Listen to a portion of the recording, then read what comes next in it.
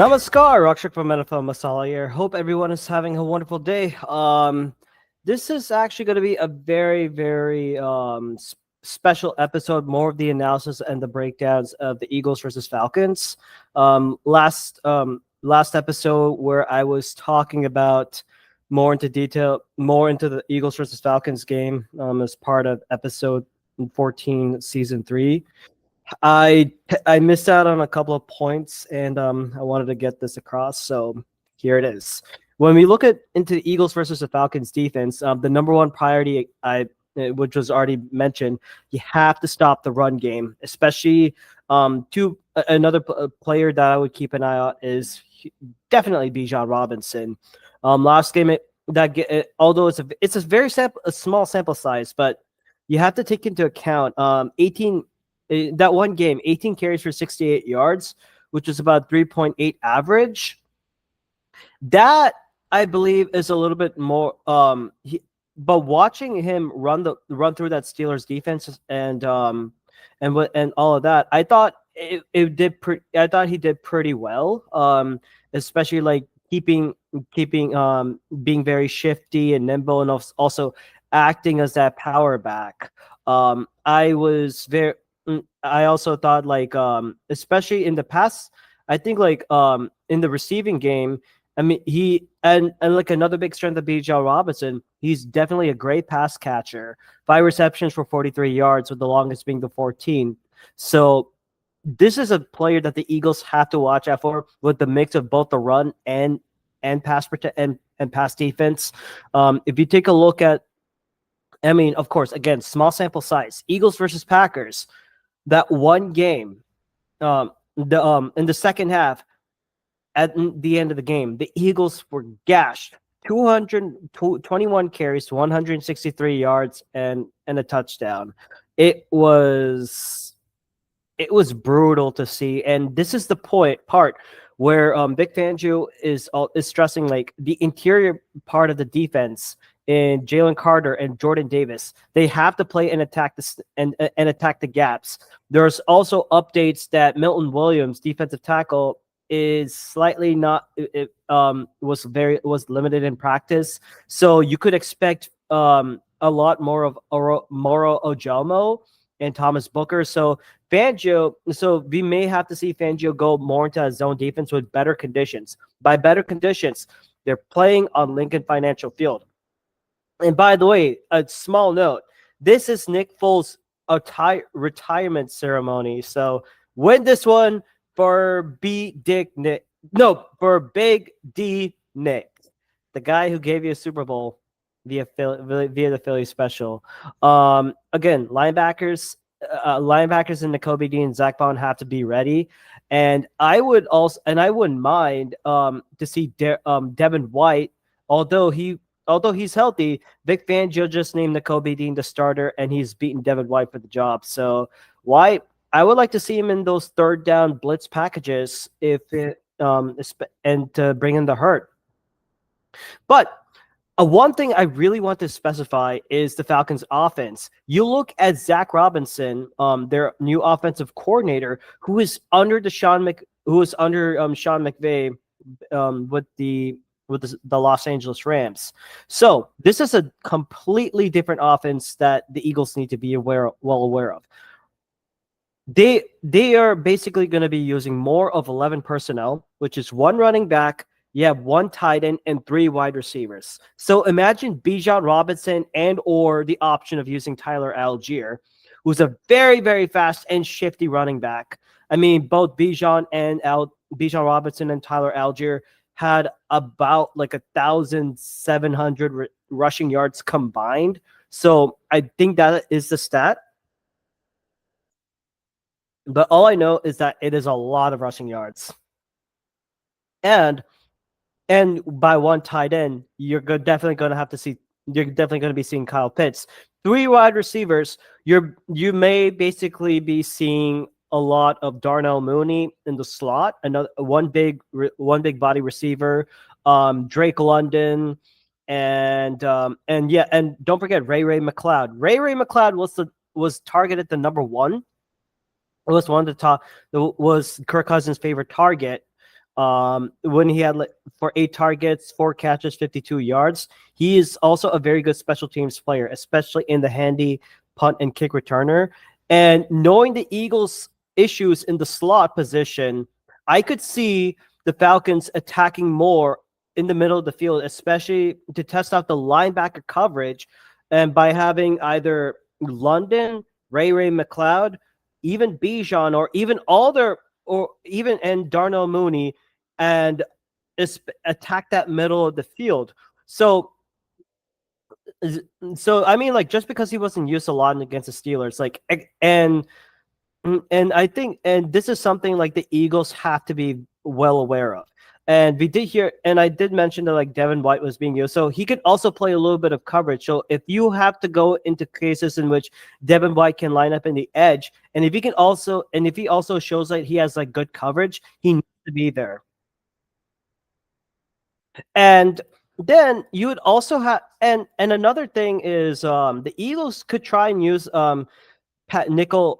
use like a lot of nickel package like less than last week, especially with Avonte Maddox playing 90% of the snaps. And let's admit, against the Falcons, Maddox in the slot, in that slot or nickel position was, pardon my French, dog shit.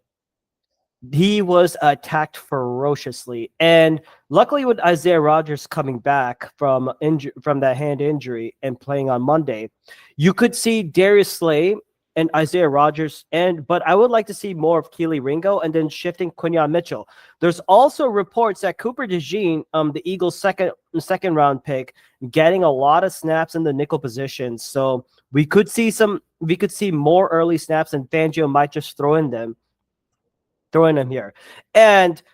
But one issue that I saw last week was the Falcons was in 12 personnel, which is basically two tight end sets, one running back, and two receivers. And I think that was mainly with Charlie Werner and Kyle Pitts being your two tight ends, receivers, and Drake London and Ray McLeod. They could have gone third highest at rate. So if I'm looking at coverage issues, you have to find a way to keep an eye on Drake London. So I would put Darius Slay on Drake London if he's outside. Inside, and on the other area like McLeod or Darnell Mooney, if they're wherever they're lining up on the outside, I would have Isaiah Rodgers, or I'd still go with the young line and Quinyon Mitchell, who had himself a game. And for that nickel position, if Mitch or even better, have Keely Ringo play on the outside and have Quinyon Mitchell attacking the nickel. And maybe you go into a 3 safety look in which you have Chauncey Gardner-Johnson, Reed Blankenship, and have Cooper DeJean playing as that box role, or you go 5 or somewhat in the 5 defensive back or 6 defensive back formation, just to keep an eye on the passing game. And I think like there was, and of course, another thing that the Eagles definitely have to know, just because it's one game and Kirk Cousins like Achilles was like it. I believe there's a stat from Field Yates. The Falcons were in pistol or shotgun formation in 96% of their snaps. Out of the 22 snaps in shotgun, the Falcons had 0 design runs. Of the 26 snaps out of pistol formation, the Falcons ran the ball on 81% of their plays. So it's basically like this. Last week, the Steelers defense knew if it was going to be a pass or run. It's a pass play if you know that Bijan Robinson is right next to Kirk Cousins, like to the right or to the left. They know it's going to be a run if Bijan Robinson's behind Kirk Cousins. They all have to know like which areas that they have to stop. And I would not be surprised if Zach Robinson completely changes up the play. Maybe they do a little bit more of the rollout. Maybe they have like Kirk Cousins, if he gets better and if he's able to run a little bit, have him roll out, have like design runs for for Algier and Bijan Robinson up in the middle. And I mean, like, definitely Vic Fangio has to be saying like, no, this is not going to be it. just because we're having one game as an outlier, we know what Kirk Cousins can do. Especially the Eagles have played Kirk Cousins in prime time for the last 3 seasons. 2022, when Cousins was with the Vikings, Eagles played him on that Monday night. 2023, last year, the Eagles played Kirk Cousins on a Monday night against the Vikings. Now it's basically round two, and and I think this is the point where you have to be well known that Zach Robinson is not just going to like sit around. It's like, oh, this is just going to be it. No, there are going this op. I believe that this off that with Darnell Mooney, Ray McLeod, and Drake London, and of course they. I mean, and if I'm the Eagles defense, you have to attack.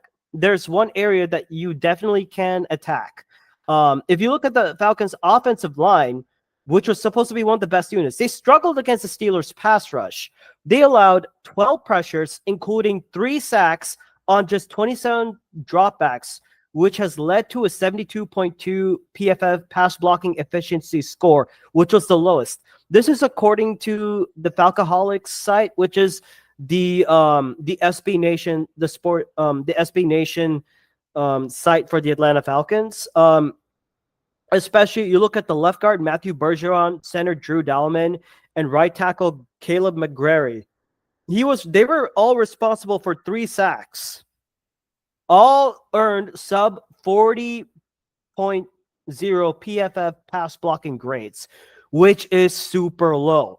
And I think this is the point where you can try and position Jalen Carter to attack those weak sides. And I also think like maybe Josh Sweat or Nolan Smith or even Bryce Huff, they have to hit home at the QB. And the way that the Eagles were able to win these games against Kirk Cousins is when they brought the pressure. You make the quarterback look like a headless chicken. And of course, first part, you have to stop those design runs and the running back play of Bijan Robinson and Tyler Algier. That is step one. Step two, you have to bring in pressure from your edges, and especially when you're going 4-man, 5-man fronts. If you bring in a blitz, you realize the risk of letting one target go away. This could be another game for Kyle Pitts. So this is where the linebackers and possibly you have a safety involved in this, and you trust your corners to stop their wide receivers. And with that, let us look at the Eagles offense versus the Falcons defense. I did mention Jalen Hurts has only one enemy, himself, especially in the turnover, especially going when turning over the ball. Last week, he had 3 turnovers. 2 were really stupid interception plays. 2 plays that resulted in interceptions to Xavier McKinney and Jair Alexander. And the fumble, Cam Jurgens, and miscommunication, you just got to clean it up, but it was a lot better. Just for the love of God, stop turning over the ball. And one thing I wanted to talk about was the Falcons' defensive line, and their defensive scheme. So, with that being said, there are 2. I would say you'd keep an eye on a couple of players. Number 1 would be Grady Jarrett, defensive part of that strong interior defensive line. That defensive line, he had like 1.5 sacks, 2 tackles for loss, 3 QB hits. And I would not be surprised if he goes after the interior of like Cam Jurgens, like left or right, maybe pull off some stunts like what Anant was previewing last week with like Kenny Clark. Matthew Judon coming in from the edge. He's been very consistent as a tackler. I mean, 32.5 sacks, 33 tackles for loss, 63 QB hits last 39 games played. Matt Judon coming in from the Patriots, and he's very productive, and he could probably, this could be an area where he could like either he'll most likely target Jordan Mailata. So that is something to keep a watch for. And with that, let's take a look. I actually have the Falcons defensive line shared, the depth chart shared. So give me 1 minute. Right. Let me share my screen.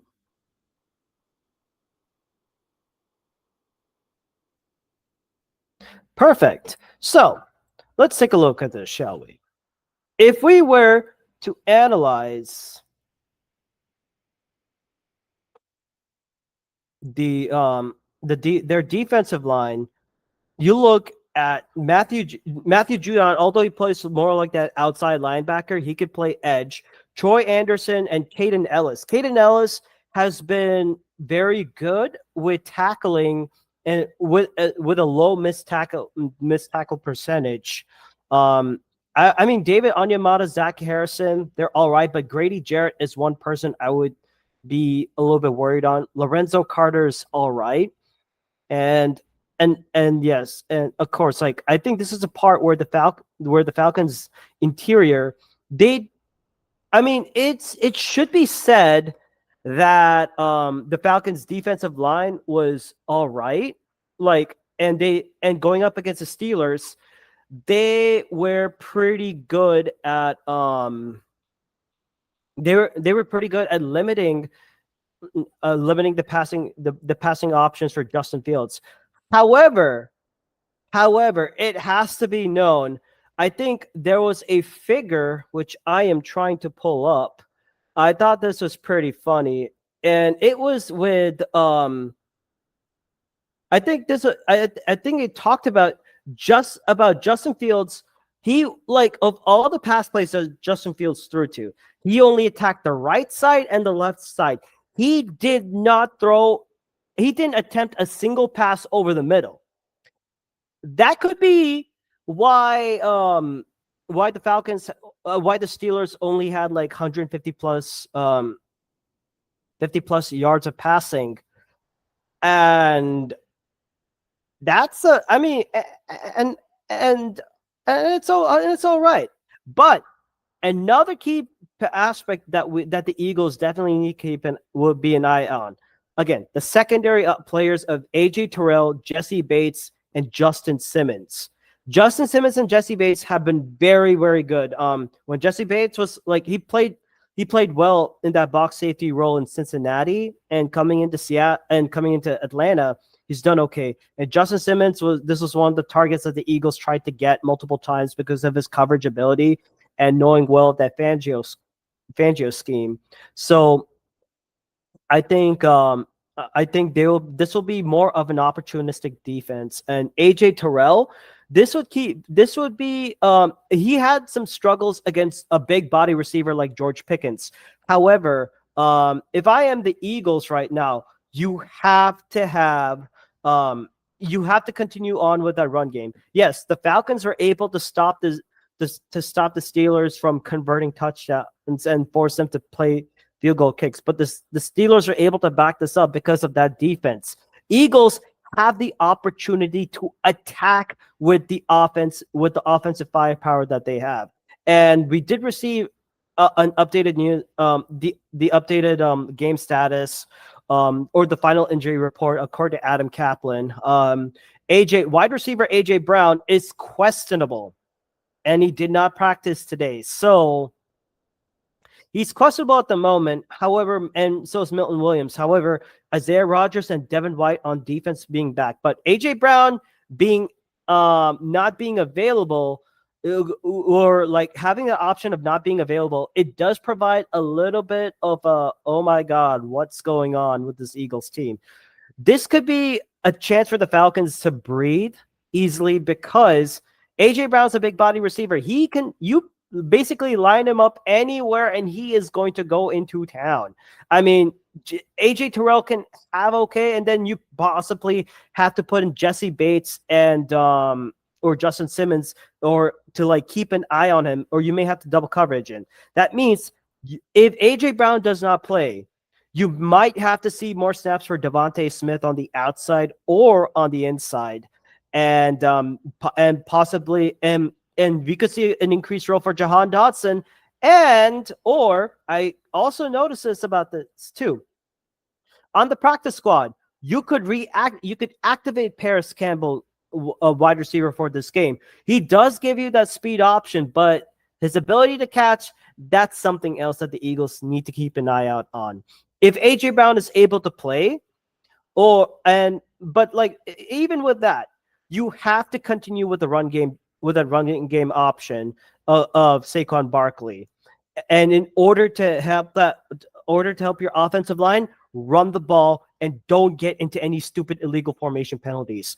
Cam Jurgens and Mekhi Becton were really good at run blocking. And I mean, which is why Saquon Barkley, he was named NFC ground offensive ground player of week 1. I don't know why it's still a thing, but it's still a thing. So this is and basically, and I would like to see more pre-snap motion being used for the Eagles. I did mention that, and especially in the slot. If AJ Brown is playing, target the slots. Out opposite of AJ Terrell, you're basically working with Mike Hughes or D. Alford. D. Alford playing the slot position, and Mike Hughes playing cornerback too.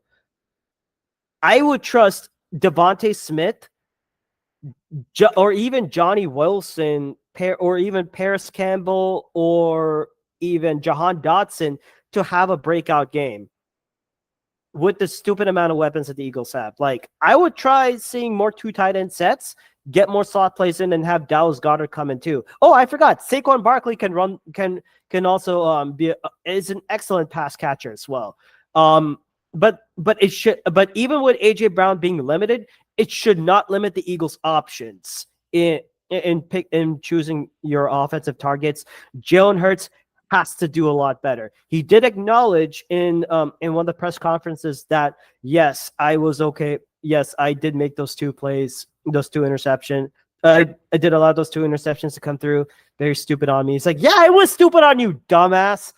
Get better at it. So I think this is a point, and I think this will be the point. Like, you have to be you have to play smart, because the Falcons could literally, because I would say this could be a trap game. I think, and the only way the Falcons can win this game and upset the Eagles, you're gonna have to run the ball. And Jalen Carter, and I did see the sample size. I think it was when Jalen Carter and Jordan Davis, they were on the field together for 7 rushing plays. One of them was a 32-yard run. Davis was aligned on the right side A gap, Carter over the right side B. The Packers ran off tackle to the left every time. Not much they could do, but the other 6 times, they were for an average of 1.2 yards per carry. You cannot run up on them. I mean, like, the thing is, like, if they're able to stop the middle of the field, of course, like, this is where the edges and the linebackers have to come into play. And I think this could be a time in which you go 3 linebacker set with Devin White, Nakobe Dean, and Zach Bond, if you need to stop run routes on the left or on the right side. And and also and another thing that is, the Packers had like 5 rushing attempts that went for 10 plus yards. 3 were off the tackle. All of them used motion. I would see the Falcons, they had 3 rushing attempts that went for 10 plus yards. All were off tackle. All of them used motion. This is where I think Fangio will try and put in a wrinkle on that defense. They will probably keep an eye out on those motions. And I think, like, and I think, like, this is the part where the Eagles have to be very clean about tackling and knowing which guy is not only like keeping an eye on who's motioning where. Maybe if you see like a tight end coming in from the left or from the right, either Pitts or Warner, like, moving in motion. This is where the Eagles have to be well aware. Like, do we put a linebacker over there? Do we put a corner? Do we have someone spy on Kirk Cousins? I mean, this is the point. Like, yes, it's a very small sample size, but you have to be well aware. Whew. I think I may have said my piece a lot on this, but I 1 second.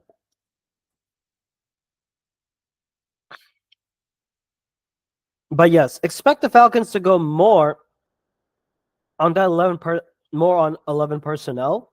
But if they go 12 personnel, you just keep an eye out on that. And with that being said, I would still I will still have the Eagles to win over the Falcons because they have the better talent, and I think Kellen Moore can definitely will definitely have a bigger game. And if Jalen Hurts does not throw, if Jalen Hurts, if the Eagles are able to win the turnover battle, that's going to be the biggest key. They cannot force. I mean, they cannot turn over the ball. But if they enforce turnovers and return it the other way, I'll be perfectly fine with it. So with that being said, thank you very much for joining in on this very latest edition of of of of a little bit more detailed version of the Eagles versus the Falcons. Please check out our podcast on the following platforms: Google Podcasts, Spotify, Apple Podcasts, and Pocket Cast. Season 3 is officially on YouTube, so make sure you check that out on NFL Masala. That is NFL Masala. And if you have any questions, you could send us an email at which is nflmasala@gmail.com, all lowercase. That is nflmasala@gmail.com. Or you can follow us on social media at Twitter /X and Instagram with the same username or with the same handle at NFL Masala 2022. That is at NFL Masala 2022. Thank you for your time. Have a great day and have fun watching football.